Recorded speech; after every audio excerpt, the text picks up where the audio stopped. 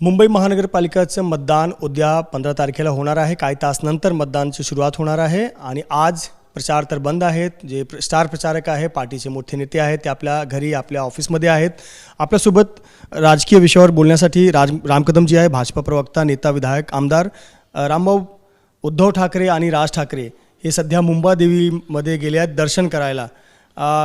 काय सांगाल, जशा प्रकारचे एक निवडणूक प्रचार चालू होती? श्रीमान उद्धवजी आणि श्रीमान राज ठाकरेजी खूप मोठा गाजावाजा केला की महाराष्ट्रामध्ये प्रचंड क्रांती, अमुक तमुक. अहो, हे मुंबई, ठाणे आणि नाशिक याच्या पलीकडे कुठे बाहेर गेले सांगा ना? पुण्याला गेले? संभाजीनगर, सांगली, कोल्हापूर, नागपूर, विदर्भ, उत्तर महाराष्ट्र, कोकण कुठे गेले? कुठेच नाही गेले.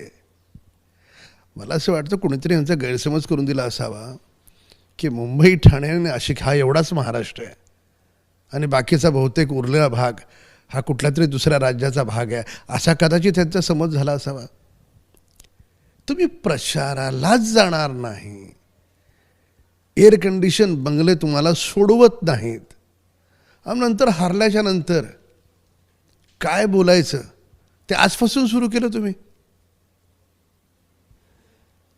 कोणत्याही लढाईमध्ये, निवडणूक ही लढाई आहे, परिश्रम गाळल्याशिवाय यश मिळत नाही. माननीय मुख्यमंत्री देवेंद्र फडणवीस साहेब मुख्यमंत्री आहेत, 57पेक्षा अधिक सभा, रोड शो, मुलाखती घेतल्यात. एकनाथ शिंदे साहेब उपमुख्यमंत्री आहेत, त्यांनी देखील जवळपास एवढ्या मोठ्या प्रमाणामध्ये त्यांनी सभा आणि रोड शोज घेतलेत. उद्धव ठाकरे, राज ठाकरे यांचं बघा काय केलं ह्यांनी. शरद पवार घराच्या बाहेर पडले नाहीत, काँग्रेसचे नेते पडत नाहीत, तुम्ही घराच्या बाहेरच पडणार नाही आणि नंतर मग 16 तारखेला हरल्याच्या नंतर आम्हाला दोष द्याल. वा रे वा. स्वतःच्या कष्टाला कधी दोष देणार? स्वतःच्या आळशीपणाला कधी दोष देणार? स्वतःच्या स्वार्थाला, अहंकाराला कधी दोष देणार? स्वतः स्वर्गीय बाळासाहेब ठाकरेंचे विचार सोडलेत, काँग्रेसच्या दावणीला जाऊन स्वतःला बांधून घेतलं, याला कधी दोष देणार?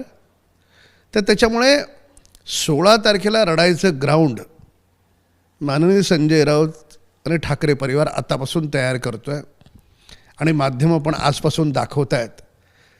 पण मुंबई, ठाणे आणि नाशिकच्या बाहेर न पडणाऱ्यांना बाकीच्या 29 महानगरपालिकांविषयी बोलण्याचा नैतिक अधिकार तरी आहे का?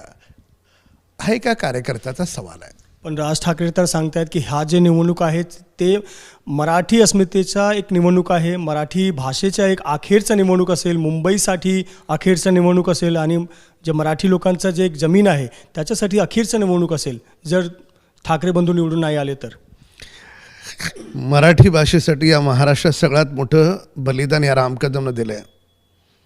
सभागृहामध्ये अबू आझमींना ठोकणारा हाच राम कदम आहे. 4 वर्ष माझं निलंबन झालं होतं. त्यामुळे कसलं मराठी बोलताय तुम्ही? तुमचं मराठी फक्त बोलण्यापुरतं आहे. मी मराठी आहे, प्रवीण दरेकर मराठी आहेत, राज्याचे मुख्यमंत्री, उपमुख्यमंत्री मराठी आहेत. मराठी असल्याचा ठेका का ठाकरेंचा एकटाच आहे? हे काय समस्या आहेत माहिती आहे का? ह्यांचं घर म्हणजे मराठी आणि बाकीचे सगळे ह्यांच्या दावणीला बांधलेले सेवक, असं नाही होत. काय केलं मराठी माणसासाठी तुम्ही? ही मराठी माणसाच्या अस्तित्वाची लढाई नाही आहे. उबाटा मनसे संपली आहेत, त्यांच्या अस्तित्वाची लढाई आहे. म्हणून मराठी मराठी मराठी या मंत्राचा जप सुरू आहे. पण ते सांगतायत की हे जे महायुतीवाले आहेत, भाजपवाले आहेत, ते निवडणूक जिंकण्यासाठी काही करतील. साम दाम दंडभेद, आता पैसे. आणि पिंपरी चिंचवडमध्ये एक व्हिडिओ समोर आला आहे की जिथे वॉशिंग मशीन वितरण केलं जाणार होतं असं सांगितलं जातं. वेडेपणाचा कळस आहे. सिलाई ती वॉशिंग मशीन 40-50 हजार रुपयाला विकत मिळते. कोण वाटतं का काही?